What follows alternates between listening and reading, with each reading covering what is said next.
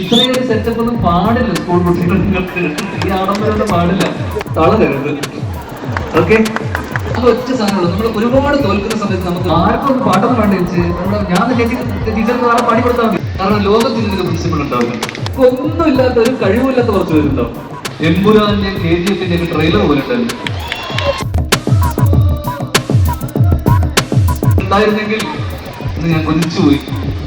എന്റെ അധ്യാപിക, എന്റെ അമ്മ, എന്റെ പ്രണയിനി, ഏറ്റവും കൂടുതൽ പ്രിൻസിപ്പൽ റൂമിൽ കയറിയ ഒരാളാണ് ഞാൻ.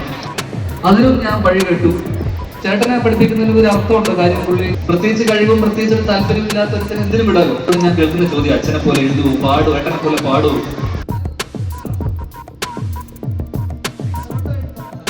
അന്ന് എന്റെ അമ്മ നിർബന്ധിച്ച് എന്നെ പാട്ട് പഠിപ്പിക്കാൻ അയച്ചു. സാർ ഇപ്പോഴും പുറകിൽ കയറിയിട്ടുണ്ട് എന്റെ ചേട്ടന് വേണ്ടി.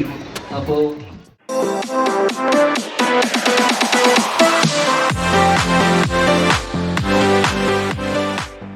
ചെറിയ പ്രായം തൊട്ട് ഞാൻ കേൾക്കുന്ന കാര്യം എന്ന് വെച്ച് കഴിഞ്ഞാൽ LKG UKG ഒക്കെ കഴിഞ്ഞോട്ട് ഞാൻ കേൾക്കുന്ന കാര്യം, അച്ഛനെ പോലെ എഴുതൂ. LKG UKG ഞാൻ മലയാളം ഇങ്ങനെ ABCD പഠിച്ചു വരുന്ന സമയം തൊട്ട് ഞാൻ കേൾക്കുന്ന ചോദ്യം, അച്ഛനെ പോലെ എഴുതൂ, പാടൂ, ഏട്ടനെ പോലെ പാടൂ. അപ്പൊ ഞാൻ തന്നെ വിചാരിച്ചു, എനിക്ക് ഒരു കഴിവുമില്ല, ഒന്നുമില്ല, ഒന്നിനും കൊള്ളാത്തടുത്ത്.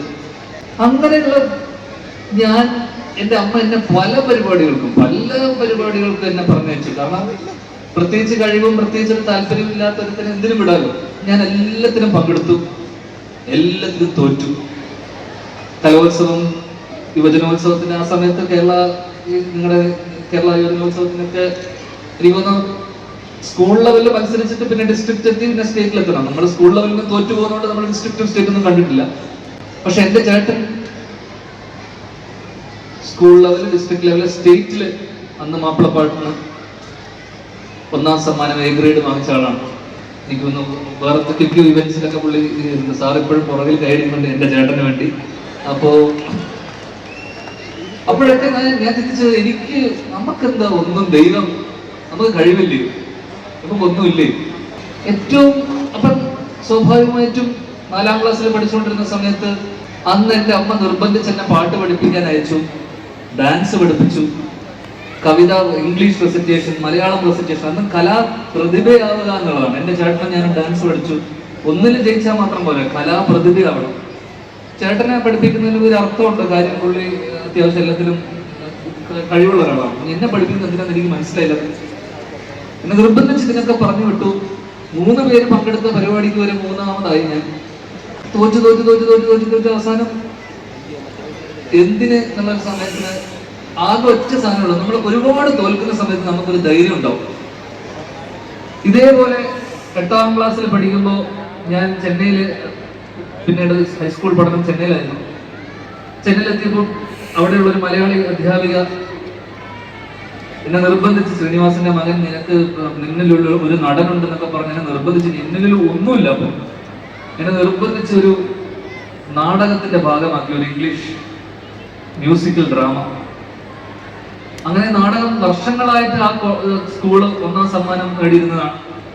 ആ വർഷം ഞാൻ അഭിനയിച്ചുകൂടി ആ 1ാം സമ്മാനം ഇല്ലാതായി. അതിനും ഞാൻ വഴി കേട്ടു. മുന്നിലേക്ക് കൊണ്ടെത്തിച്ച് എല്ലാത്തിനെയും, നീ ഇത് ചെയ്യ്, ഇങ്ങനെ ചെയ്യ്, എന്നെ ഇംഗ്ലീഷ് പഠിപ്പിച്ചു. എന്നെ പല കാര്യങ്ങളെ കുറിച്ചിട്ടുള്ള എന്റെ ഔട്ട്ലുക്ക് തന്നെ മാറ്റിയത് ആ സമയത്ത് എന്റെ ആ സുഹൃത്തായിരുന്നു. ഇന്നും അന്നും എന്നും ഈ 4ാം ക്ലാസ്സിൽ അമ്മ പറഞ്ഞു വിട്ടതും ഈ സ്ത്രീ സുഹൃത്ത്, അല്ലെങ്കിൽ എന്റെ പ്രണയിനായിരുന്നു ആ സുഹൃത്ത് തന്നു, എന്റെ അധ്യാപക തന്നെ, അല്ലെങ്കിൽ ഇവർ തന്ന ധൈര്യത്തിന് ഓർത്താണ് ഇന്നും ഈ സ്റ്റേജിൽ നിൽക്കുന്നത്. എല്ലാവരുടെ പുറകിലും behind every man is a woman എന്ന് പറഞ്ഞ പോലെ എന്റെ ജീവിതത്തിൽ ഏറ്റവും വലിയ സ്ത്രീ സാന്നിധ്യമാണ് എന്റെ അധ്യാപിക, എന്റെ അമ്മ, എന്റെ പ്രണയിനി. അതുപോലെ നിങ്ങളുടെ ജീവിതത്തിലും നല്ലൊരു അമ്മ, നല്ലൊരു പ്രണയം, അതോടൊപ്പം തന്നെ നല്ലൊരു ടീച്ചേഴ്സ്, അല്ലെങ്കിൽ നല്ല ഫാക്കൽറ്റിയും, ഇതുപോലെ 3 പേരുണ്ടാവട്ടെ. എല്ലാവർക്കും നല്ലൊരു സഹായം ആശംസിക്കുന്നു. ആർട്സിലായിക്കോട്ടെ, സ്പോർട്സിലായിക്കോട്ടെ, അല്ലെങ്കിൽ അക്കാഡമിക്സിലായിക്കോട്ടെ എക്സൽ ചെയ്യുന്ന ആൾക്കാരായിരിക്കും. ഒന്നുമില്ലാത്ത, ഒരു കഴിവില്ലാത്ത കുറച്ച് പേരുണ്ടാവും. പ്രത്യേകിച്ചൊന്നുമില്ല, രാവിലെ എഴുന്നേൽക്കും, സ്കൂളിൽ പോകും, പ്രത്യേകിച്ചൊന്നുമില്ല. അവരോടാണ് എനിക്ക് പറയാനുള്ളത്, തളരരുത്. ഓക്കെ. ഒരിക്കലും തളരരുത്. പിന്നെ നമ്മൾ ഏറ്റവും കൂടുതൽ മനസ്സിലാക്കുന്ന കാര്യം വെച്ച് കഴിഞ്ഞാൽ, ഇപ്പം എൻ്റെ മകളെ ഞാൻ പഠിപ്പിച്ച് എനിക്ക് ഡോക്ടർ ആക്കണം, അല്ലെങ്കിൽ എൻ്റെ മകളെ ഞാൻ ഇങ്ങനെ ആക്കും, ഡോക്ടറുടെ മകൻ ഡോക്ടർ, എഞ്ചിനീയറിന്റെ മകൻ എഞ്ചിനീയർ എന്നൊക്കെ പറയുന്ന പോലെ നമ്മുടെ കുട്ടിക്ക് അതിനുള്ള പ്രാപ്തി ഉണ്ടോ, നമ്മുടെ കുട്ടി എന്താണെന്നുള്ളത് മനസ്സിലാക്കാനും ഉള്ള തിരിച്ചറിവ് നമുക്കുണ്ടാവണം പേരൻസ് എന്നുള്ള രീതിയിൽ. ഞാൻ സാറിനെ അവിടെ ഓഫീസിൽ വെച്ച് പരിചയപ്പെട്ടു. എനിക്ക് ആദ്യം സാർ ആൾക്കാരുടെ ഇടയിൽ എനിക്ക് മനസ്സിലായില്ല സാർ. പിന്നീടാണ് സംസാരിച്ചു തുടങ്ങിയപ്പോഴാണ് സാർ ഇവിടെ കോട്ടൊക്കെ ഇട്ട് വിജയനെ പോലെ ഇതൊക്കെ ചെയ്തൊക്കെ കണ്ടപ്പോൾ ഞാൻ ചോദിച്ചു, ഇതാണോ പ്രിൻസിപ്പൾ ശരിക്കും എന്ന് ഞാൻ ചിന്തിച്ചു. കാരണം ലോകത്തിൽ ഇങ്ങനൊരു പ്രിൻസിപ്പൾ ഉണ്ടാവില്ല.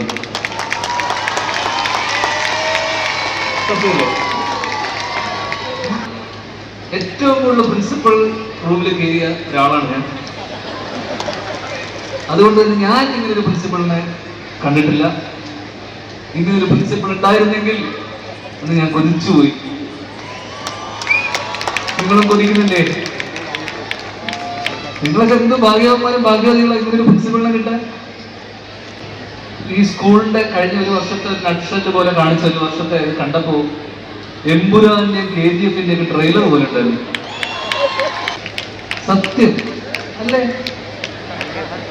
അടുത്ത കാര്യം, ഇങ്ങനെയൊരു ഇവന്റ് അല്ലെങ്കിൽ ഇങ്ങനെയൊരു സ്റ്റേജ് സാധാരണ ഈ അവാർഡ് നൈറ്റിനൊക്കെ, നമ്മുടെയൊക്കെ വലിയ അവാർഡ് നൈറ്റിന് പോലും നമ്മൾ ആക്ച്വലി കാണാറില്ല. കാരണം ഇത്രയൊരു സെറ്റപ്പ് ഒന്നും പാടില്ല സ്കൂൾ കുട്ടികൾക്ക്. ഈ ആഡംബരമൊന്നും പാടില്ല. ഇതും സാറിനായിരിക്കും. ഏത് പാട്ടാ വേണ്ടേ? മമത ചേച്ചി ഇരിക്കുന്നു, ചേച്ചി പാടുന്നുണ്ട്. ആർക്കും ഒന്ന് പാട്ടൊന്നും വേണ്ട ചേച്ചി. ഞാൻ ചേച്ചി ടീച്ചർക്ക് വേറെ പാടി കൊടുത്താൽ മതിയോ? വേണോ? ഓഹോ നല്ലോ. അത് കുറേ സ്ഥലത്ത് എവിടെയൊക്കെയോ പാടി. എന്നാ ഓമൽ കൺമണി ആരൊക്കെ പാടും ഇവിടത്തെ കലോത്സവത്ത്? നിങ്ങൾ വർഷങ്ങളായി പാട്ട് പാടുന്നവരല്ലേ? വാ.